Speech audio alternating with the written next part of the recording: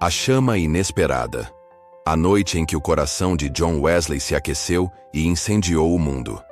Na Inglaterra fria e cinzenta do século XVIII, a fé muitas vezes parecia tão gélida quanto o clima. A Igreja Anglicana, com a sua liturgia formal e a sua ênfase na razão e na moralidade, oferecia uma religião da mente, mas raramente tocava o coração. Neste cenário, um jovem sacerdote chamado John Wesley buscava a Deus com uma intensidade desesperada. Ele era um homem de disciplina impecável, um erudito de Oxford, um missionário zeloso que cruzou o Atlântico para pregar aos nativos americanos. Ele jejuava, orava, estudava as Escrituras, praticava a caridade, fazia tudo o que um cristão devia fazer. No entanto, a sua alma permanecia num inverno rigoroso. Ele conhecia a Deus com a sua mente, mas não sentia a sua presença no seu coração. A sua fé era uma lista de deveres, não uma relação viva, uma fonte de ansiedade, não de paz. Esta é a história de um homem que tinha tudo o que a religião podia oferecer, mas sentia um vazio colossal. É a narrativa de uma busca agonizante pela certeza da salvação, que culminou numa noite chuvosa de maio em Londres. É a crônica de um momento singular e poderoso, uma experiência tão profunda que não só transformou um sacerdote fracassado e deprimido, mas também acendeu uma chama que se espalharia como um incêndio, criando o movimento metodista e aquecendo os corações de milhões de pessoas em todo o mundo. Esta é a história da noite em que, contra toda a sua vontade, o coração de John Wesley foi estranhamente aquecido.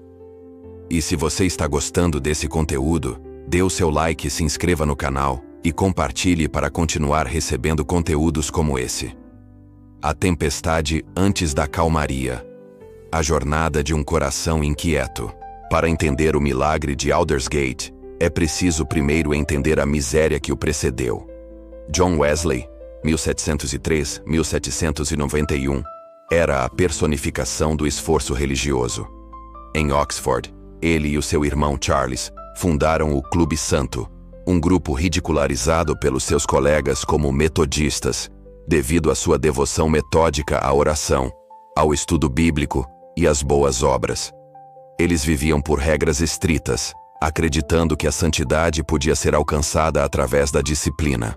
Em 1735, Wesley embarcou para a colônia da Geórgia, nos Estados Unidos, com dois objetivos: pregar o evangelho aos povos indígenas e aprofundar a sua própria salvação. A missão foi um desastre retumbante. O seu rigor e a sua rigidez entraram em conflito com os colonos, e uma relação amorosa fracassada terminou em humilhação pública. Ele fugiu da Geórgia, e a sua frustração ecoa no seu famoso lamento, escrito no diário durante a tempestuosa viagem de volta à Inglaterra. Fui para a América para converter os índios, mas quem me converterá a mim? Quem me salvará desta incredulidade perversa? Tenho uma bela religião de verão. Posso falar bem, mas que o pavor da morte caia sobre mim e a minha alma se mostre em suas verdadeiras cores. Durante essa mesma viagem, ele testemunhou algo que o abalou profundamente. Enquanto os ingleses a bordo gritavam de pavor durante uma tempestade violenta, um grupo de cristãos morávios, um movimento pietista alemão, cantava hinos calmamente. Wesley, o sacerdote ordenado, estava apavorado com a morte, enquanto estes leigos enfrentavam-na com uma paz serena. Ele perguntou ao seu líder por que não tinham medo. A resposta foi simples.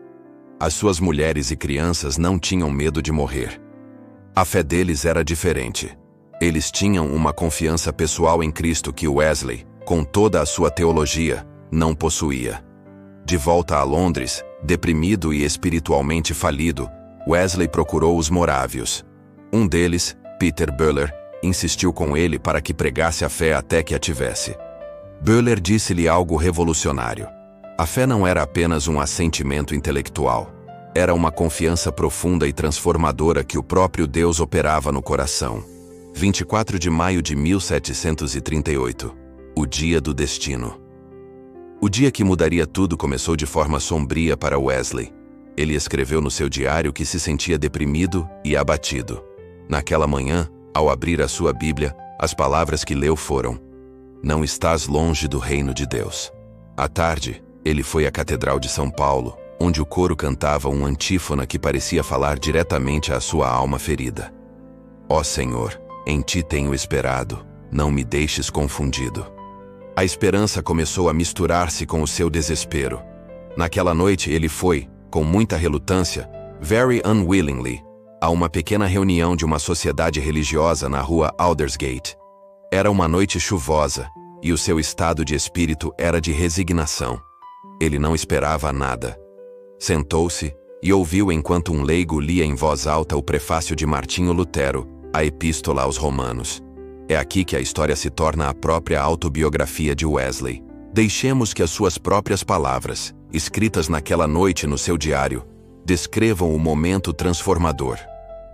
Pelas 8h15, enquanto ele, o leitor, descrevia a mudança que Deus opera no coração através da fé em Cristo, eu senti o meu coração estranhamente aquecido.